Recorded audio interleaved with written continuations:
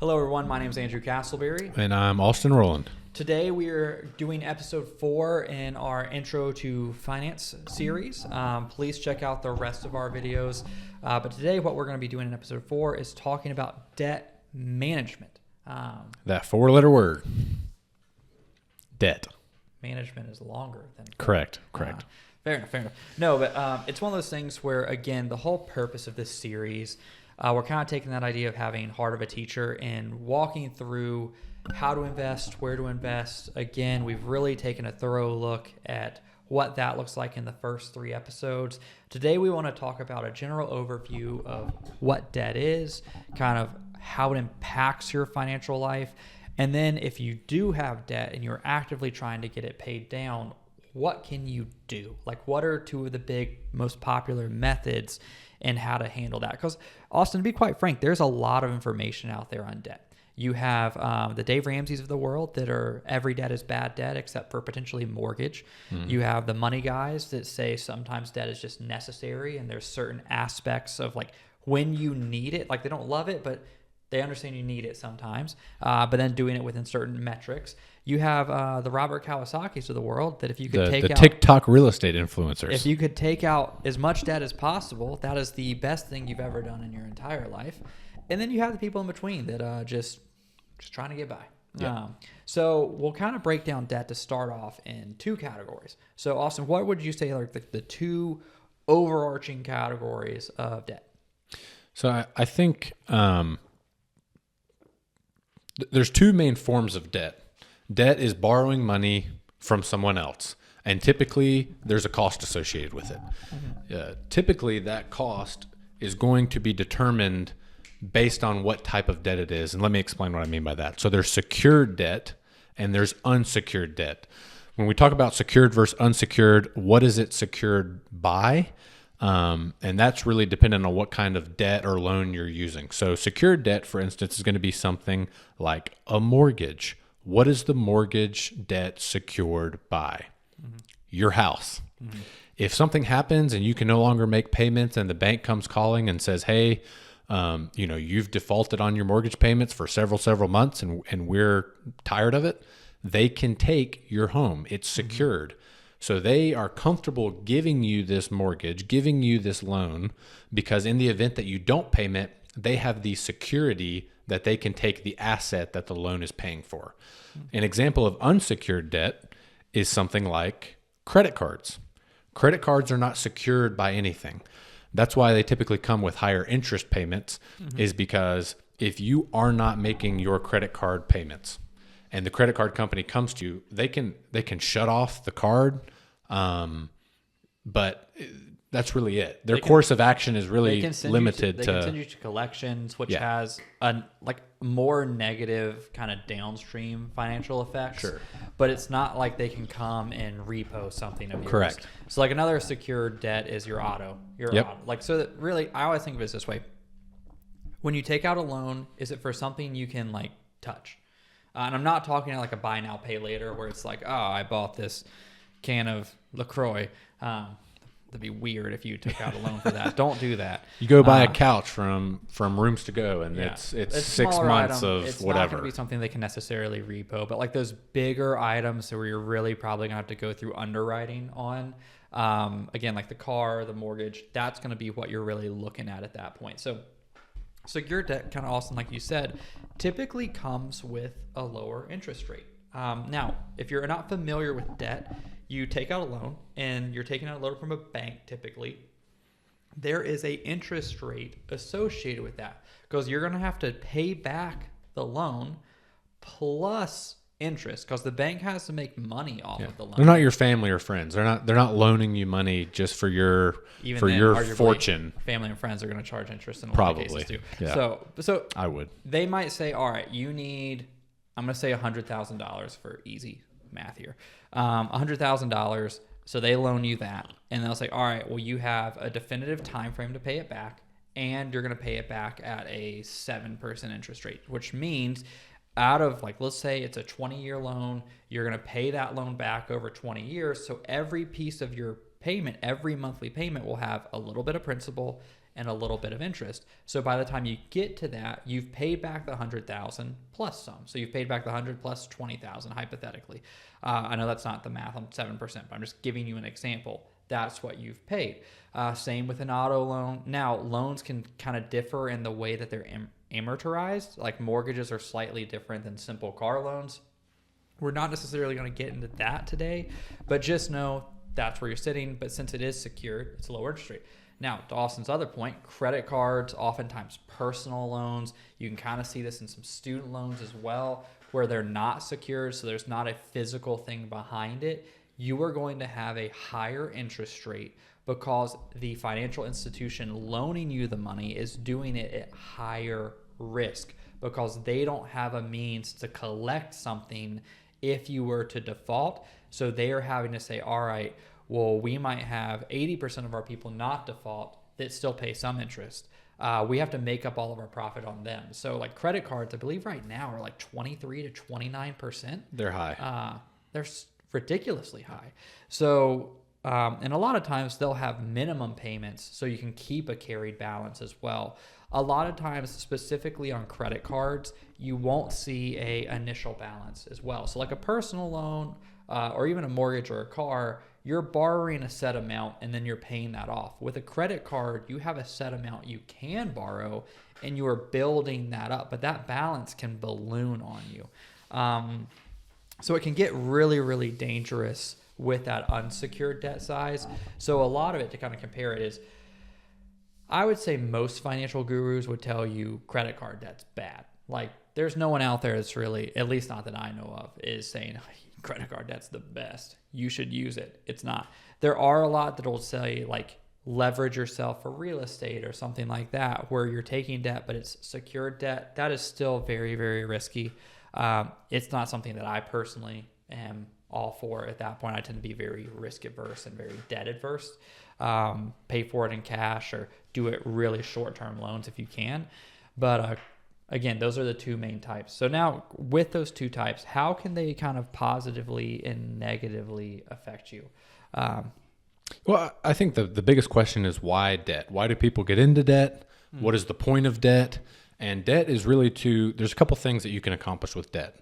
One of the things that you can accomplish with debt is you can purchase something that you otherwise wouldn't have been able to purchase just with your normal cash reserves or means of income. Or you can get yourself out of a pinch. Those are really the only two uses of debt that help you from a financial aspect. So mortgages are great examples. Most people can't go out and just purchase a home. No. I can't. I mean, most people can't. Even if you could, lots of times people use mortgages so that they can keep, instead of 100% of their assets being transferred from cash or investments into a non-liquid fixed asset like real estate, they use mortgages so that they can purchase the property, live in a property, rent a property, whatever, and still have other means of assets that are liquid or investable. Yeah, so like taking care of the property. Correct. So like say hypothetically you could buy the house. Well, you can't sell your kitchen to replace an AC unit.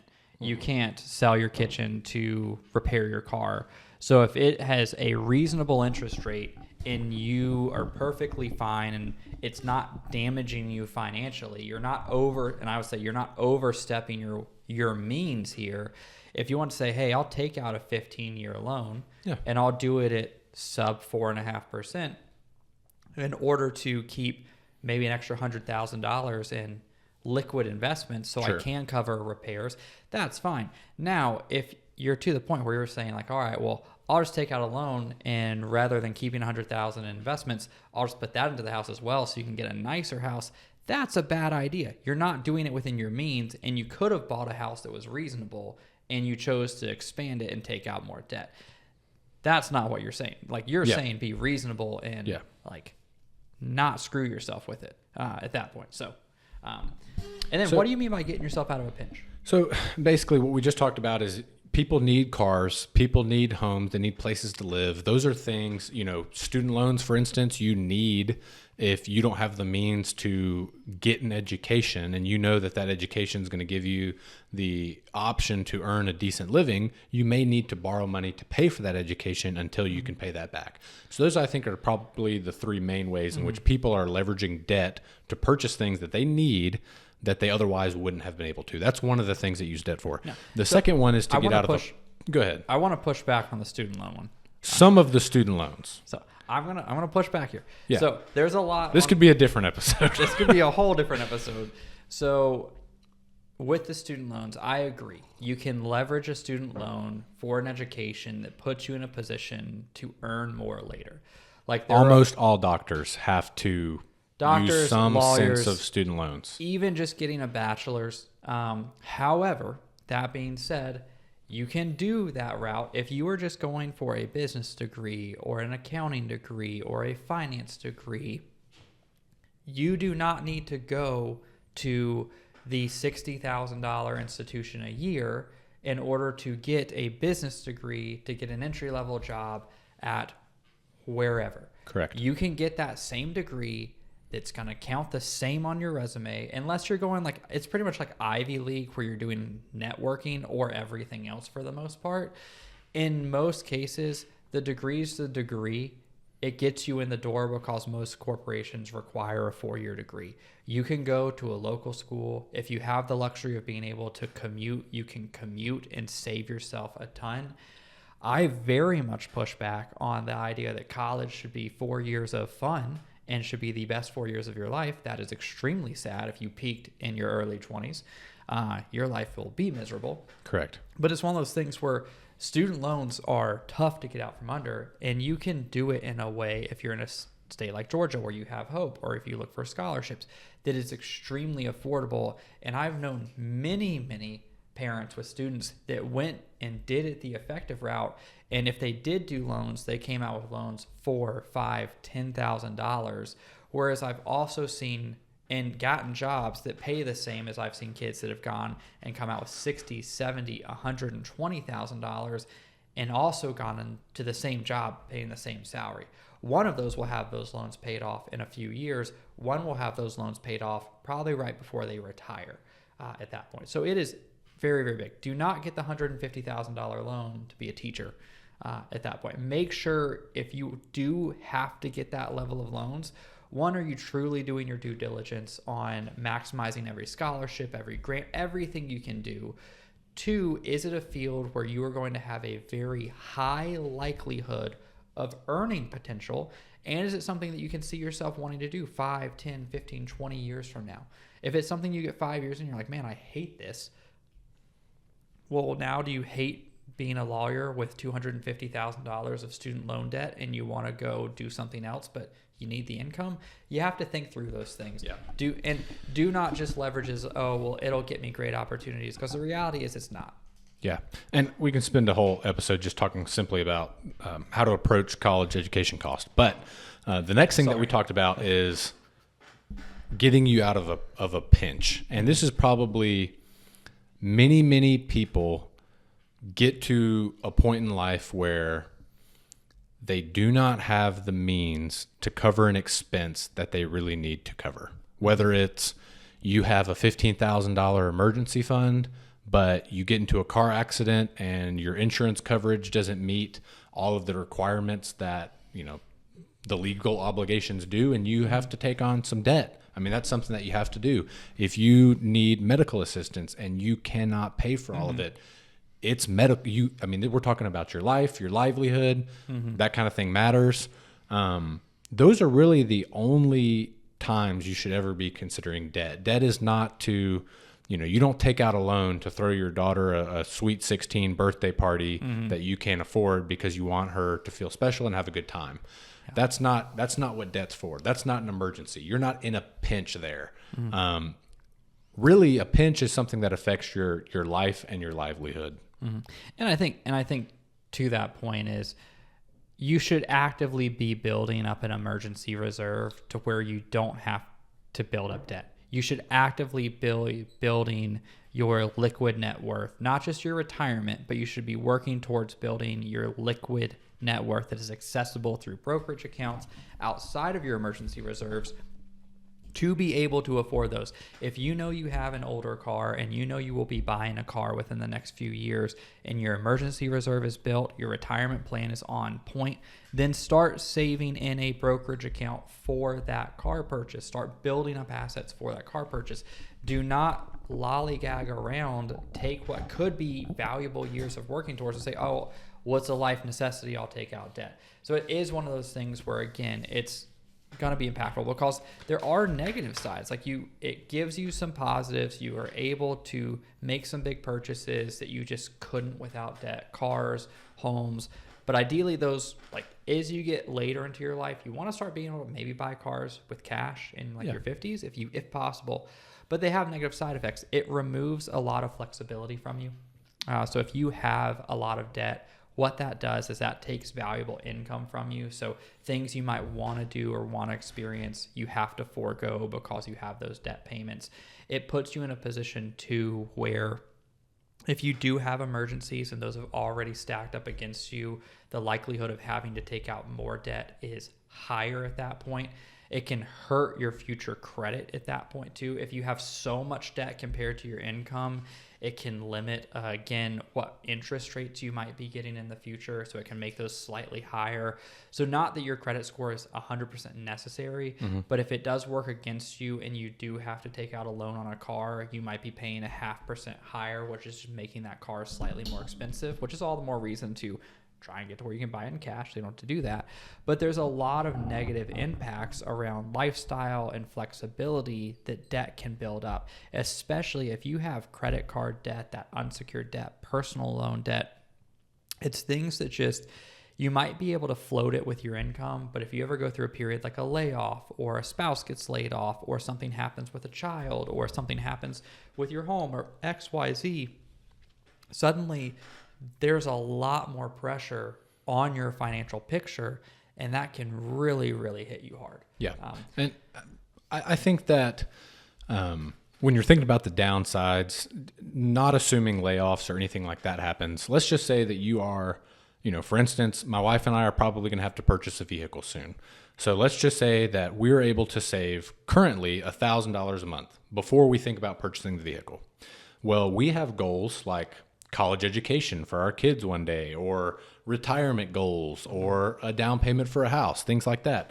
If those are the goals we have and $1,000 is the capital that we can put towards those goals, then there's an opportunity cost to taking out a loan for a vehicle. So if my wife and I use savings to go purchase a vehicle, it gets me from point A to point B, then we still have the $1,000 a month that can go towards our goals. But if me personally going and buying, the newest and best, maybe one of my preferred cars that I would really like to be in, but I have to take out a loan to do so, and that loan is $750 a month. A lot of people look at, well, I have this extra $1,000 a month and $750 looks like I can afford it. Well, technically on a monthly basis, yes, you can pay for the loan. But what else you're paying is not just the dollar amount that you are putting towards that loan, but it's all the opportunity cost of things that you can't do now because you have a debt payment. So if you have $750 that you now have to pay for a loan when you used to have $1,000 to go towards goals, now you can't accomplish those goals. So you can't save as much for retirement. So you can't save as much for education. That nice car is maybe you retiring at 64 rather than 62. Correct. Or your kids paying for their own college because they have to, because you're driving around in what could have been some assistance. So those are some negative effects of debt. I think that we understand that some people, even if you're trying to prepare, you're saving up for the car, but then you have a child and then your HVAC system breaks down. Some people just, life happens and you have debt. So Andrew, when we think about the presence of debt, you want to get out of it. People are trying to come up with the most efficient way to do this. What should they do? How can they be savvy about getting rid of their debt? So there are two, I'd say, really popular methods to figure it out. One, you have the debt snowball, and then two, you have the debt avalanche. If you're Dave Ramsey fans, you've probably heard of the debt snowball. That is where you essentially look at your list of debts, everything essentially except for your mortgage in this instance. Some people argue the car, it depends. Let's assume we're looking at a case where we have a car, 2 credit cards, and a student loan. Just something easy. And you say, all right, look for the smallest one first, pay minimum payments on everything else, and anything extra goes towards the smallest. Then once that one's done, you take the payment you were paying towards that and roll that into the next smallest and the next smallest and the next smallest. Now, on paper, this isn't the most efficient because it goes by balance, not interest rate. The debt avalanche works remarkably similar, but rather than going by balance, you sort them by whichever one has the highest interest rate, and you pay the highest interest rate first. Now, both of these are really good. It's just a matter of preference. So the snowball one tends to be more about momentum. So let's look at that and say, all right, well, you have the car that might be $40,000 left on it. Credit card might be $10,000. Second credit card might be $5,000, and student loan might be $20,000. Well, if you're going balance, you're going to hit that credit card first, and then the next credit card. It's going to take a lot sooner or a lot quicker to pay that credit card off because it's only $5,000. Yeah. So if you do the snowball, you're going to feel like you're making some legwork with that credit card. Now, let's assume we look at the avalanche one and the highest interest rate one is the car at $40,000. Well, if you're making payments on that, it might be a few years, and technically you're hitting the one with the highest interest rate first, but it might feel like you're not actually moving the needle at all. So what ends up happening in most cases is people will start to no longer make that extra payment because, one, if you've already gotten that much debt, it's hard to change those habits.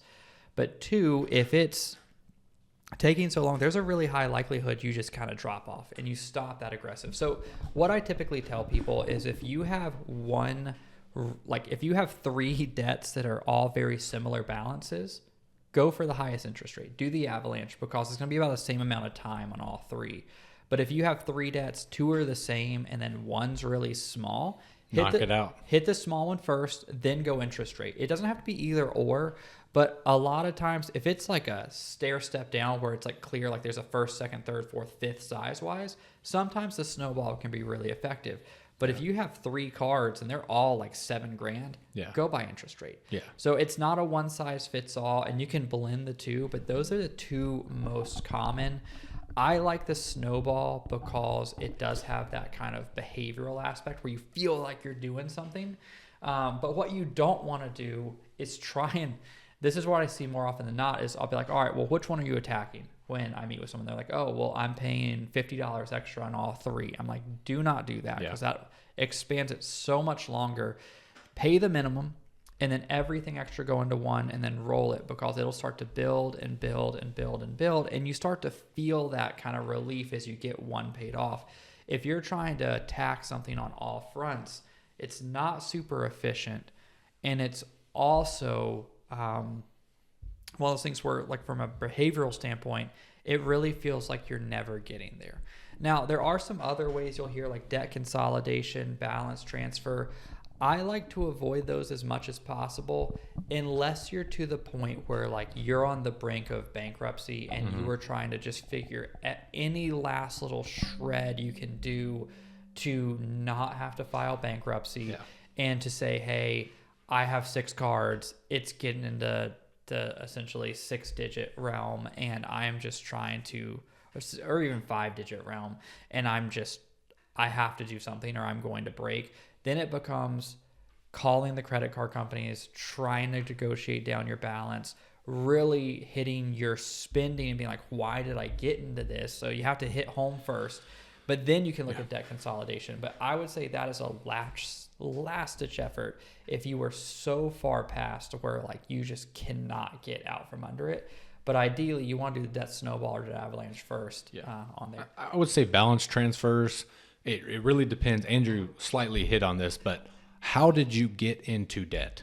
Yeah. If you got into debt because there was just a situation that came up and you had to take on some debt, okay, that makes sense. If you got into debt because you were consistently spending above your means and it's kind of become a behavioral habit at this point, balance transfers don't make sense. And it's nothing against the borrower, but it's really just, you have to know yourself. Are you going to be disciplined enough to take advantage of a balance transfer? If you don't think so, or you doubt it at all, it's probably not a good idea. Debt consolidation, really the only way that debt consolidation is helpful is if you have multiple student loans and you can consolidate it with one provider. One, it's easier to keep track of. Or you have multiple credit cards and you've already done the work to get your personal financial health right. In order. And you didn't, like the debt consolidation, if you don't fix what led you into debt, is slapping a Band-Aid onto a water leak. You are maybe helping it, but the water is still going to come gushing out eventually. At that point, you have to fix the leak and then say, all right, well, now I have all this water on the floor. What's the best way to get it? And then you can consolidate and work through it at that point and try and do it that way. But again, if you haven't fixed what actually was the issue. Now, there's some circumstances like medical debt, like you mentioned earlier. If something happens, you are financially sound and you're in a ton of medical debt, debt consolidation can be the first step to you because it wasn't lifestyle decisions. It was an unforeseen event that there was a massive financial step back. Yeah. That is something that I'm more fine with. Again, but if it's, hey, I just was irresponsible with my spending, doing a balance transfer or a debt consolidation without addressing the problem, you might be fine. And I've seen this happen many times, is it might fix it for 2 years, 5 years later, you're in the same spot. And I've seen couples where, again, they did the consolidation, they really, really worked, they got through everything, they never fixed the problem, they were good for a year, 2 years, then it didn't work again. And you start to run out of options. I've seen people that take out home equity lines of credit because it's a lower interest rate, pay off the credit cards. If it didn't fix the problem, well, now you just have a home equity line of credit you're paying and credit card debt 2 years later. And we talked about secured and unsecured debt earlier. If you have a credit card and you don't pay for the credit card, Andrew mentioned they can send it to collections. It's going to hurt your credit score. Not good. Bad idea. Now, if you don't pay the HELOC. But if you take out a home equity line of credit that is tied to your home and you don't pay it and you don't take care of the original issue, now you're not only putting your credit score, which is not a good thing to put at risk, but you're also putting your home at risk because of these decisions. So it's all about being careful. The last thing we have here is the increase income method. That probably sounds a little bit silly to say the increase income method, but really the whole point is, just make more money. This is being, that easy. Yeah, it's that easy. No. It's being strategic with, maybe you're a dual income household already. You might have kids, but it's doing something small on the side or taking on extra hours or working an extra shift, just doing something you can. Cause if it's $100 or $200 or $300 a month, let's say you're doing the snowball method, that extra income really helps you get rid of the debt quicker. And it doesn't have to be a forever strategy. Dave Ramsey often says when you're trying to get rid of debt, sometimes you have to be a little bit odd or uncomfortable or weird. No, and to that point, I have a couple I'm thinking of right now where for a year, they both one took an extra job and one took every extra shift they could. And I mean, they were weird for a year. Yeah. They were weird for a year, but they got through $40,000 of consumer debt and came out being able to max out retirement plans. They essentially were on track to not really be able to retire until late 60s and worked and fixed their core. They fixed their financial health and increased their income short term to pay off debt to where now they're back on track. They re-corrected their long-term retirement plan by doing that. Yeah. So it's one of those things where, again, you joke, it's like, oh, just make more money. But it's one of those things where you don't have to switch careers. You can short-term add something, even if it's short-term adding something to get one of the debts paid off, to give you some breathing flexibility. room. Yeah. So now, last thing I'll say, and then I'll ask Andrew one more question, but we understand that debt it's not great. Nobody really just loves debt. Nobody's excited about it. Nobody's bragging about the amount of debt they have unless you're on TikTok and you're a real estate influencer. Yeah, some people but most people know that debt's not good for them. We understand that sometimes debt is just something that either you need or you got yourself into and you want to get out of. But it is possible to do it. I think debt's often, it's a little bit scary. You see this insurmountable mountain, it seems, right in front of you, and you know you need to take care of it, but you don't know how. Andrew, what is some encouragement for people who are trying to get out of debt, or maybe this is the first time they're hearing that they need to get out of debt? What would you say to somebody who is feeling a little bit hopeless, but we know that, there's solutions? I would say, one, you're not alone. You're not the only or first person to be in debt, to feel like you're always behind. It's one of those things where it's easy to be like, man, I don't want to talk about this. I completely messed up. I feel so embarrassed, so ashamed. Those aren't productive emotions. It's easier to say than do at that point. But also just know there are entire industries positioned to take advantage of this situation against you. Credit card companies charging 23% interest rate. I mean, that is something that you are never going to get out from under unless you truly try. So it's one of those things. Take the first step, take a step back. I would say, first off, just take it in small chunks. Don't look at your debt as a total number if it's insurmountable. Break it down to, all right, where can I start to pay extra on? Take small chunks, and then start. If it's just a month where it's like, hey, all I'm going to do this month is figure out to the penny where I spend my money, and figure out, all right, one, where can I cut to start adding extra payments? What flexibility do I have? Where can I kind of start? And just do baby steps all the way across the board. If you need to, there are a lot of great resources online about building a budget. There's a lot of free information on developing a budget. There's a lot of free information on financial coaching as well. So there's a lot of things that you have access to, again, just take it step by step, but do not feel like you're alone, because again, it happens to the best of us, and it happens far more frequently than you would think. I'd say for those that are deep in debt, do that. And for those that aren't, be afraid of it. If you aren't a little bit nervous taking out a car loan, signing a mortgage, spending on a credit card, knowing that like you're really banking on that next bonus being kind of bigger or that next commission being bigger, you should be afraid of how quickly you can get on the other side of that. So again, treat it with respect, and I think you will be able to manage it. But it's one of those things, I would strongly recommend, do not take the advice of like, oh, well, you can always just flip this or do this or take out debt and do this. It is much, much harder than people say it is to be successful in any sort of business venture where they talk about taking out debt. So be very, very risk averse when it comes to it. That's what I would say. But I'm also a naturally risk averse person. So, yeah. Well, I hope this helps. We have a lot of other videos, so subscribe to the channel. Check out some of the other videos that we have. If there was a topic or something that sounded unfamiliar to you, we probably have a video on it. So check it out. And what else you got? That's it. Thanks.